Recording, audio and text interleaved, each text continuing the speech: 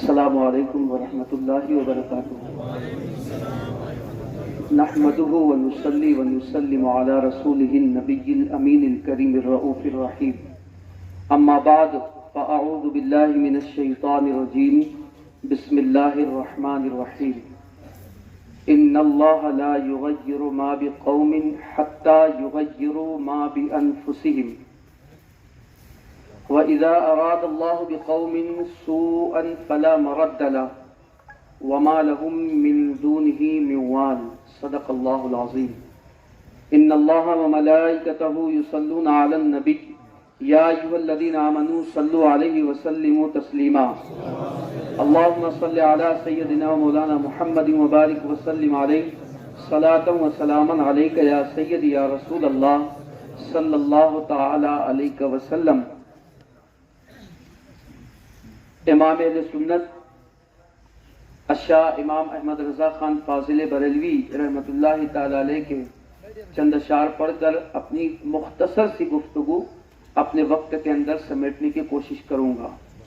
سیدی اعلیٰ حضرت فرماتے ہیں، سنتے ہیں کہ محشر میں صرف ان کی رسائی ہے، سنتے ہیں کہ محشر میں صرف ان کی رسائی ہے، گر ان کی رسائی ہے لو جب تو بنائی ہے، گر ان کی رسائی ہے لو جب تو بنائی ہے، اور یا رسول اللہ اب آپ ہی سنبھالیں تو کام اپنے سنبھل جائیں، اب آپ ہی سنبھالیں تو کام اپنے سنبھل جائے، ہم نے تو کمائی سب کھیلوں میں گوائی ہے، ہم نے تو کمائی سب کھیلوں میں گوائی ہے، اور مجرم کو نہ شرماؤ احباب کفن ڈھک دو، مجرم کو نہ شرماؤ احباب کفن ڈھک دو، منہ دیکھ کے کیا ہوگا پردے میں بھلائی ہے، منہ دیکھ کے کیا ہوگا پردے میں بھلائی۔ اور مطلع میں یہ شک کیا تھا واللہ رضا واللہ، مطلع میں یہ شک کیا تھا واللہ رضا واللہ، صرف ان کی رسائی ہے، صرف ان کی رسائی ہے۔ آج آپ اور ہم سب آل انڈیا سنی جمعیت الاسلام کے زیر اہتمام باران رحمت کے نزول کے لیے یہاں پر دعا کے موقع پر جمع ہوئے ہیں۔ اللہ پاک آپ کا ہم سب کا یہاں پر جمع ہونا قبول فرمائے۔ مختصر سے وقت میں اپنی گفتگو کو سمیٹنے کی کوشش کروں گا۔ باران رحمت کا نزول کیوں نہیں ہوتا اور بارش روکی کیوں جاتی ہے؟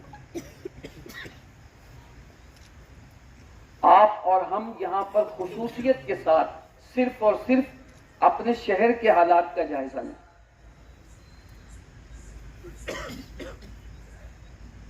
بارش کے موسم کو 2 مہینے ہو رہے ہیں، آس پاس کے علاقے، دیہات، ریاستیں، ہر جگہ بارش ہے،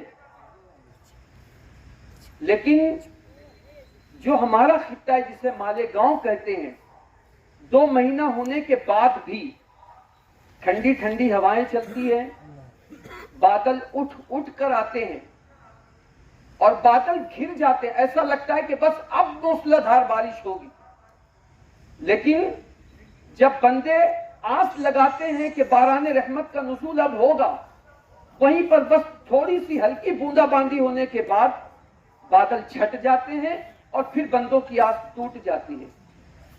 بارش روکی کیوں جاتی ہے؟ حالانکہ آپ ہندوستان کے دیگر علاقوں کا جائزہ لیں، کہیں تو حال یہ کہ سیلابی صورتحال ہے، بارش اتنی ہو رہی ہے، لیکن اسی میں ہمارا ایک خطہ مالیگاؤں ہے جسے ہم گنبد و مینار کا شہر کہتے ہیں، جہاں پر روزانہ سینکڑوں دروس اور اجتماعات ہوتے ہوں، جہاں پر روزانہ سینکڑوں مکاتب اور مدارس میں قرآن شریف کی تلاوت ہوتی ہو۔ ہمارے یہاں پر مساجد ہیں، لوگ نمازیں پڑھتے ہیں، ساری چیزیں ہونے کے باوجود باران رحمت کا نزول کیوں نہیں ہو رہا ہے؟ کوئی نہ کوئی وجہ تو ہوگی کہ قدرت ہم سے ناراض ہے۔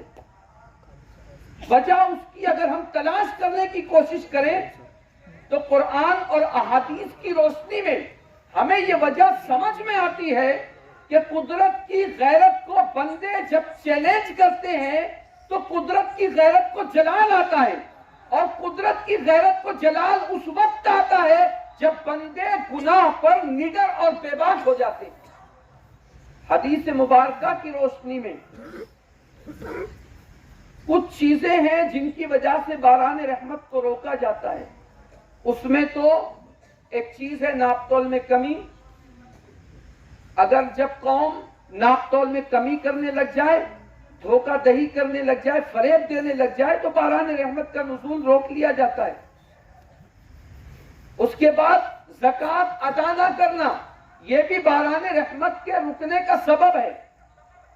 پھر اس کے بعد فرمایا گیا کہ جب لوگ گناہوں میں ڈوب جائیں تو اللہ باران رحمت کو روک لیتا ہے۔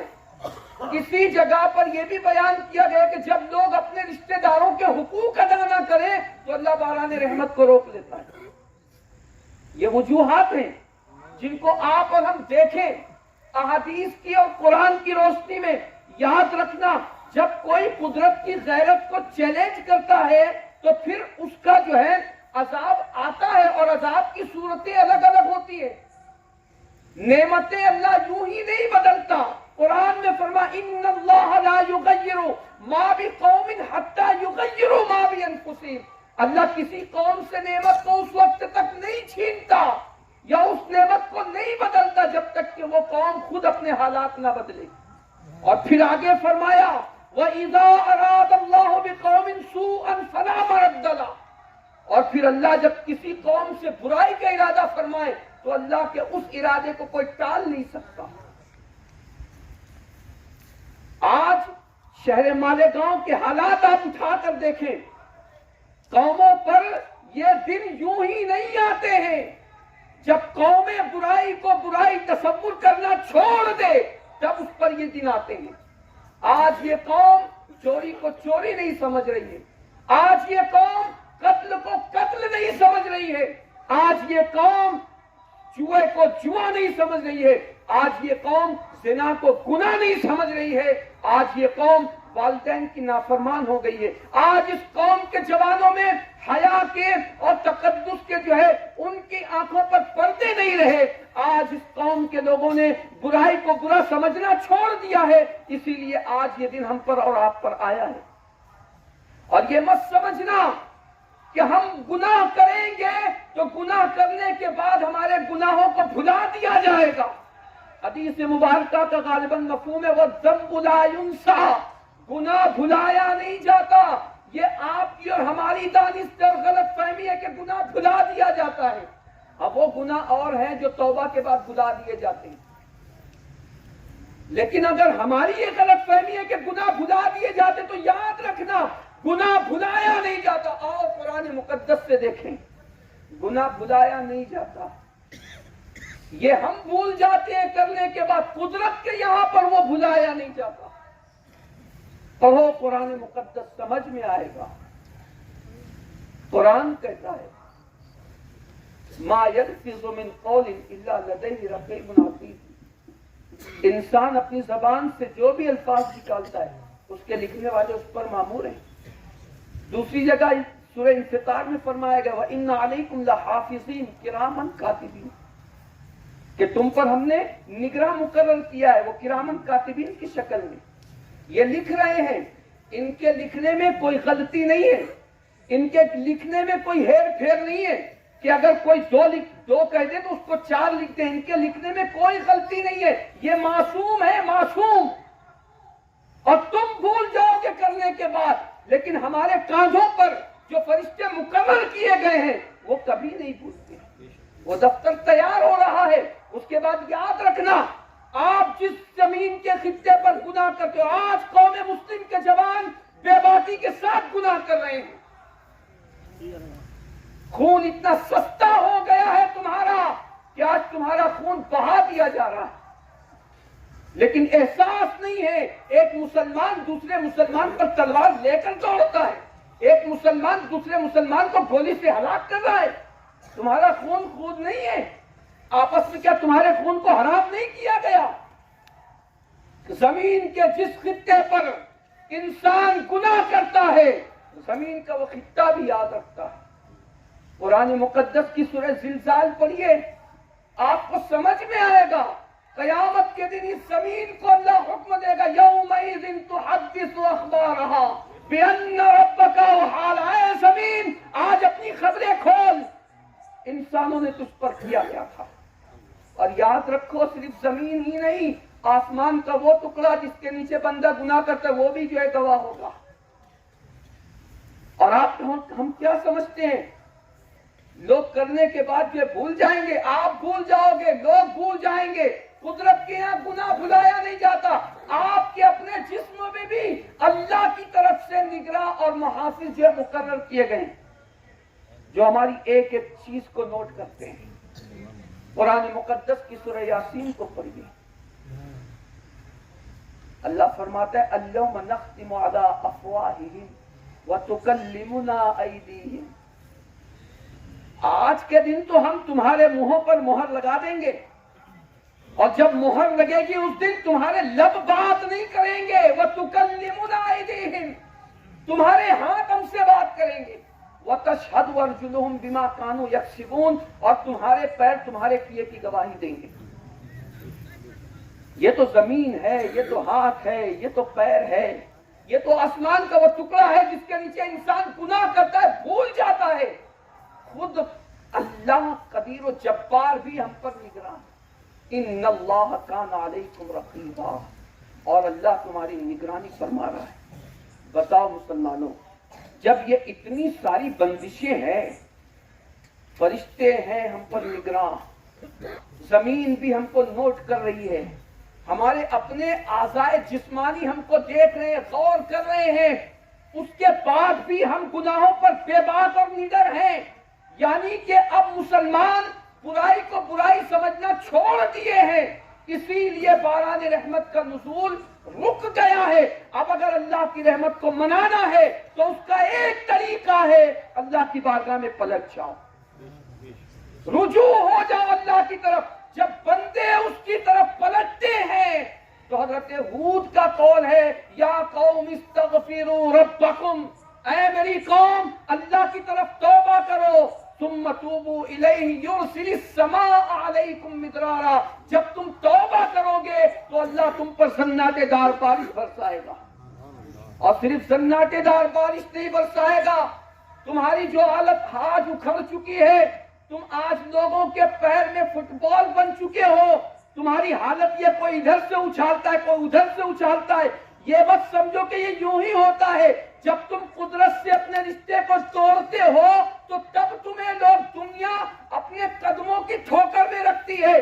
اگر تم چاہتے ہو کہ پھر سے تمہیں کھویا ہوا وقار ملے تو یاد رکھو اللہ کی طرف پلٹو، توبہ کرو، باران رحمت کا نزول بھی ہوگا، اور پھر فرمایا وَيَزِدْكُمْ قُوَّةً إِلَىٰ قُوَّتِكُمْ، اور اللہ تمہیں مضبوط اور طاقتور بنا دے گا۔ توبہ وہ چیز ہے، پلٹو اللہ کی طرف، رجوع کرو اللہ کی طرف، لیکن یہ نہیں کہ زبان سے کہہ دیا اور جو کان پکڑ کر دو تھپڑ گال پر لگا لیے، وہ والی توبہ نہیں۔ توبہ یہاں سے ہونی چاہیے، دل سے توبہ، اور جو یہاں سے نکلتی ہے پھر وہ باب اجابت الہی تک جاتی ہے۔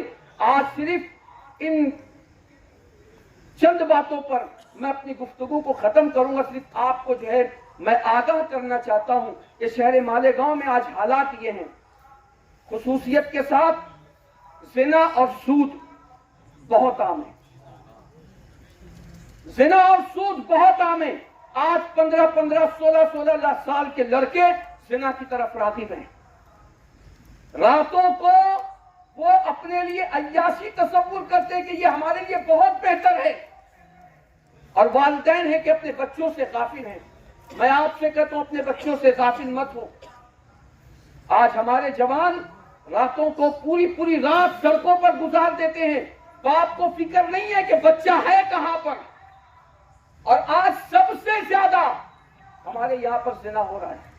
آپ کہو گے یار یہ آپ کیا بول رہے ہو، میں تو کہتا ہوں ہم لوگوں سے زیادہ تو آپ جانتے ہو، کہاں کہاں زنا ہوتا ہے، کیسے کیسے ہوتا ہے آپ زیادہ جانتے ہو۔